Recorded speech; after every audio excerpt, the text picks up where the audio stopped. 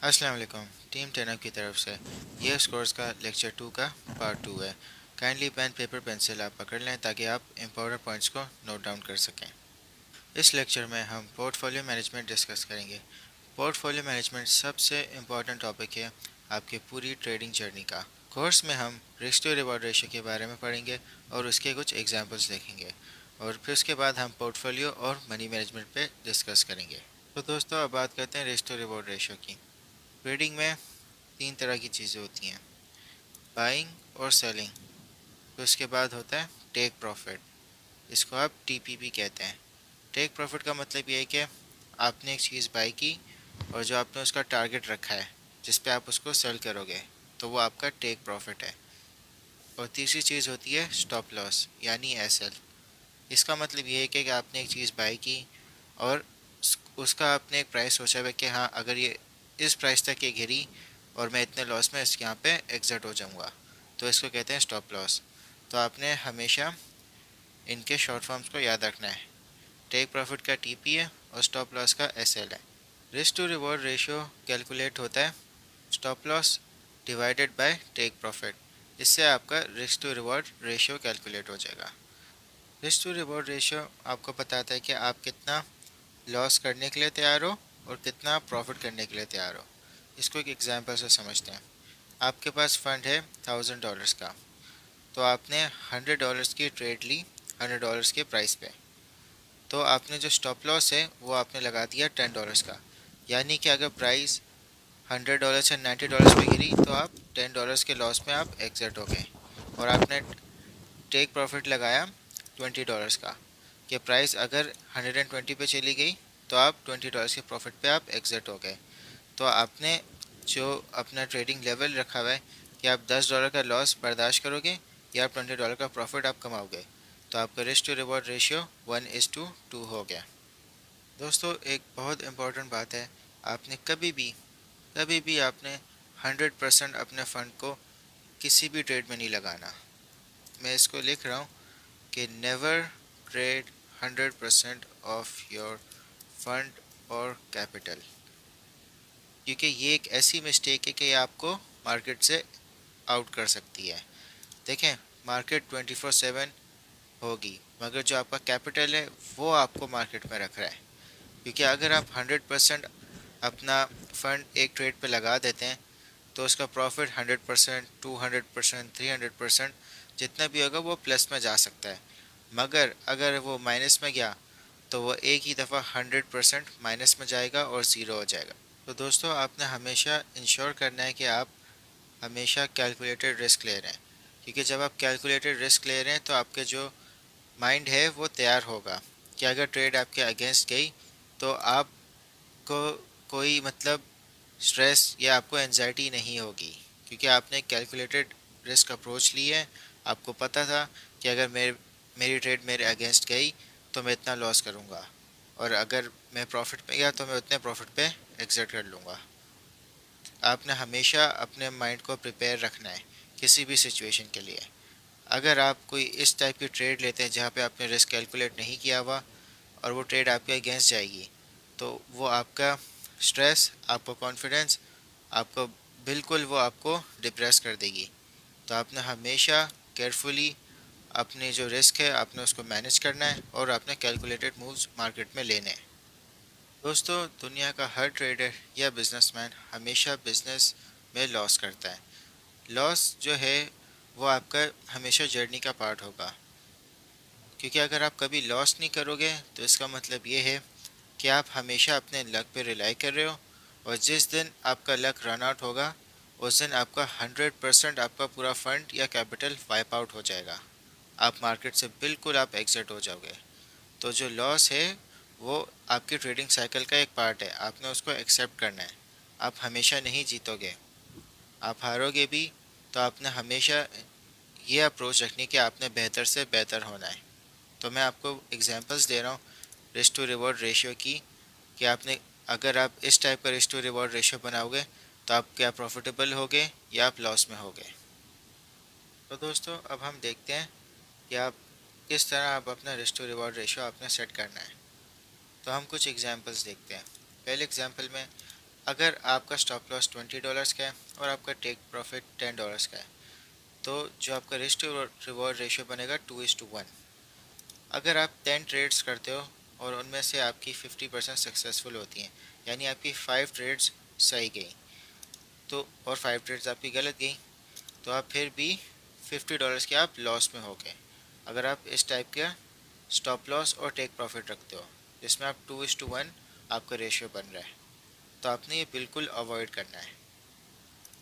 और second type, जहाँ पे आपने इक्वल रखा हुआ है, स्टॉप लॉस भी $10 का और टेक प्रॉफिट भी $10 का, 1:1 रखा हुआ है, और इसमें भी आप 50% ट्रेड्स आपकी सही गई, 50% ट्रेड्स आपकी गलत गई, आप नेट पे हो जाओगे, यानी कोई इसका इम्पैक्ट नहीं होगा।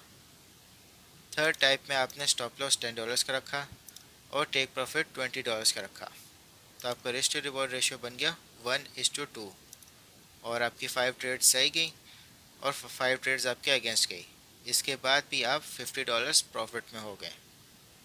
जो फोर्थ टाइप है, जिस जहाँ पे $10 का आप लॉस कर रहे हो और $30 आप प्रॉफिट कर रहे हो, तो आपका रिस्क टू रिवॉर्ड रेशियो 1:3 हो गया।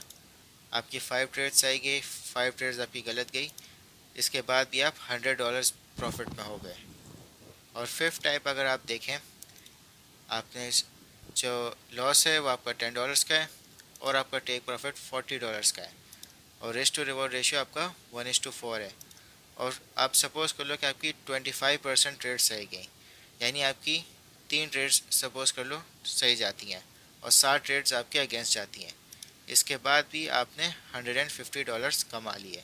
तो आपने हमेशा रिस्क टू रिवॉर्ड रेशियो हमेशा आपने ज़्यादा रखना है कि आपका रिवॉर्ड ज़्यादा होए और लॉस आपका कम से कम होए। दोस्तों, अब हम बात करते हैं पोर्टफोलियो मैनेजमेंट पे।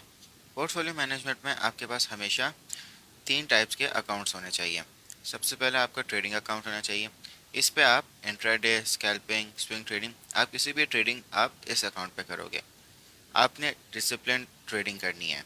डिसिप्लिन ट्रेडिंग इसलिए क्योंकि अगर आप डिसिप्लिन मेंटेन नहीं करोगे तो आपका जो अकाउंट है ये वैनिश हो जाएगा।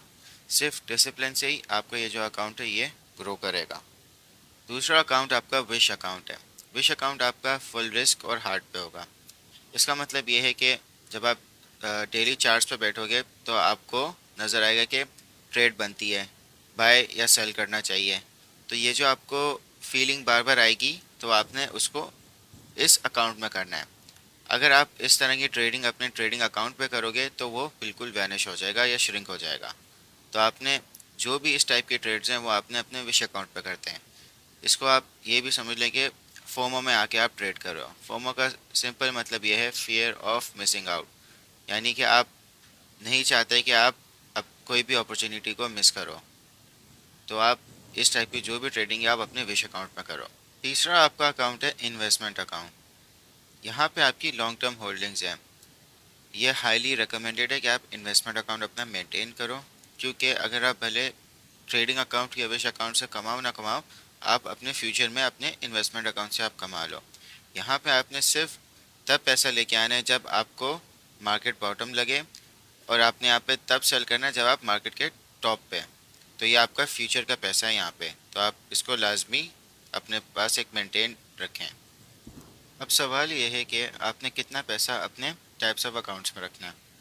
आपने 30% पैसा अपने ट्रेडिंग अकाउंट में रखना है, 10% पैसा अपने विश अकाउंट में रखना है, और 60% पैसा अपने इन्वेस्टमेंट अकाउंट में रखना है।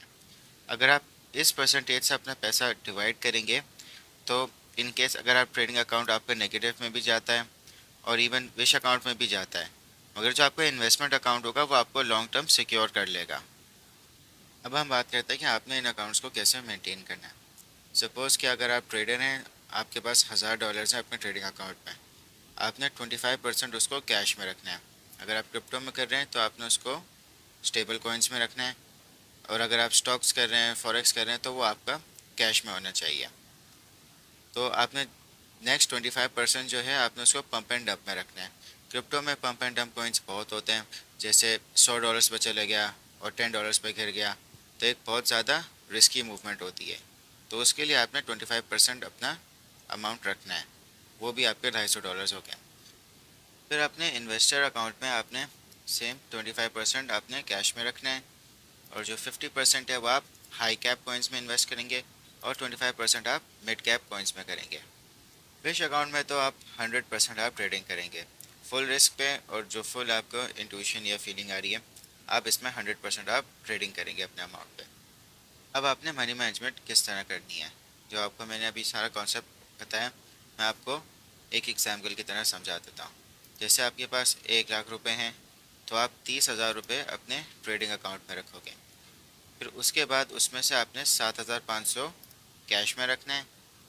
आप 7,500 से पंप एंड डंप में आप ट्रेडिंग करें, फिर 7,500 में आप हाई कैप कॉइन्स में ट्रेडिंग करें, फिर उसके बाद जो आपके पास 7,500 बचा है फिर आप उसको मिड कैप कॉइन्स में ट्रेड करें। फिर आप अपने इन्वेस्टमेंट अकाउंट में आपके 60,000 रुपये होंगे, उसमें 15,000 आपका हमेशा कैश में होगा, 30,000 आप हाई कैप कॉइन्स में इन्वेस्ट करें, फिर 15,000 आप मिड कैप कॉइन्स में इन्वेस्ट करें। फिर लास्टली आपका जो विश अकाउंट होगा वो 10,000 रुपये का होगा, उसमें आप 100% आप ट्रेडिंग करें। अब ये जो कैश रखने का मेन मकसद ये है कि ये आपका एक इमरजेंसी फंड है, कि अगर आपकी कोई ट्रेड गलत हो जाती है तो आप इस कैश से आप उसको वापस आप रीलोड कर सको। तो आपने हमेशा कैश में आपने मेंटेन रखना है एक इमरजेंसी फंड। आप किसी भी फाइनेंशियल मार्केट्स में याद रखें, ये बहुत हाई रिवॉर्डिंग है, मगर हाई रिस्क उन लोगों के लिए है जो ट्रेडिंग करें बगैर किसी एनालिसिस के।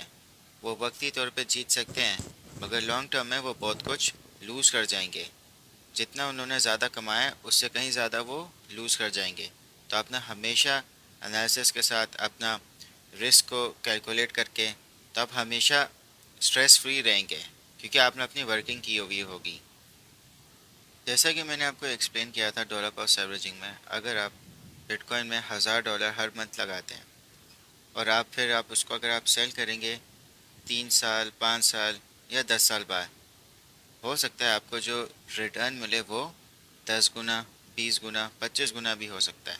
तो आप लॉन्ग टर्म विजन पे आप फोकस करें, और याद रखें हमेशा जो आपकी अर्निंग आएगी वो आपकी लर्निंग के बाद आएगी। तो आपने हमेशा लर्निंग पे फोकस करना है, अपने कॉन्सेप्ट्स को इतना क्लियर रखना है कि जब आप रियल ट्रेडिंग में आप जाएंगे तो आपके पास माइंडसेट और कॉन्फिडेंस होगा। याद रखें हमेशा वो बंदा हारेगा फाइनेंशियल मार्केट्स में जो बहुत ही शॉर्ट टर्म में ज़्यादा प्रॉफिट बना ले, क्योंकि लॉन्ग टर्म में वो बहुत ज़्यादा लॉस करेगा। तो हमेशा इस टाइप का बंदा हारेगा। तो आपने हमेशा अपने कॉन्सेप्ट्स पे, अपने रिस्क पे, इस पे अपने फोकस करना है। और सबसे ज़्यादा मुश्किल काम जो फाइनेंशियल मार्केट्स में वो है कि आपने कुछ नहीं करना। जब आप इस सिचुएशन में आएंगे तो आप रिसर्च पे फोकस करें, आप जितना आप एनालिसिस कर सकते हैं आप उस पर फोकस करें, ताकि जब आप अपना मूव करें तो उस पर आपकी वर्किंग होएगी, उस पर आपका रिस्क कैलकुलेटेड होगा। तो इसमें जो आपके सक्सेस के चांसेस हैं वो काफ़ी ज़्यादा हाई हो जाएंगे। मेरी तरफ से आप सबको रिकमेंडेशन है, आप जितनी लर्निंग कर सकते हैं आप करें, फिर उसके बाद आप ट्रेडिंग में आएँ। देखें, अगर आप जो भी आप अर्न कर रहे हैं उसको आप अगर अपने बैंक में रखेंगे तो वो डिक्रीज़ होता जाएगा हर साल, क्योंकि इन्फ्लेशन है, इन्फ्लेशन से उसकी वैल्यू हर साल कम होगी। तो आपने इन्फ्लेशन के इफ़ेक्ट से बचने के लिए आपने हमेशा इन्वेस्टिंग करनी है, आपने पैसे से पैसा बनाना है। इस लेक्चर को अब हम कंप्लीट करते हैं। मैं उम्मीद करता हूँ कि आपको सारे कॉन्सेप्ट्स बहुत क्लैरिटी से समझ आ गए होंगे। तो अब हम क्विज़ पे जाते हैं। दोस्तों अब हम क्विज़ पे आते हैं। पहले क्वेश्चन में आपने risk to reward ratio calculate करना है। आपको मैंने 3 कैलकुलेशंस दी हुई हैं, इसमें आपको टेक प्रॉफिट और स्टॉप लॉस दोनों दिए हुए हैं। फिर आपने दूसरे क्वेश्चन में ये एक्सप्लेन करना है कि आप किस तरह ट्रेड करेंगे तीनों टाइप्स ऑफ अकाउंट्स में, ट्रेडिंग में, इन्वेस्टिंग में और विश में। लास्ट क्वेश्चन में आपने पोर्टफोलियो कैलकुलेट करना है। आपके पास 2 पोर्टफोलियोज हैं, पहला आपका $10,000 का है, दूसरा 50,000। आपने पूरा इनका पोर्टफोलियो कैलकुलेट करना है, और आप याद रखें आपने इनके टाइप्स ऑफ अकाउंट बैलेंसेस भी बताने कि ट्रेडिंग में कितना होगा, इन्वेस्टिंग में कितना होगा और विश में कितना होगा।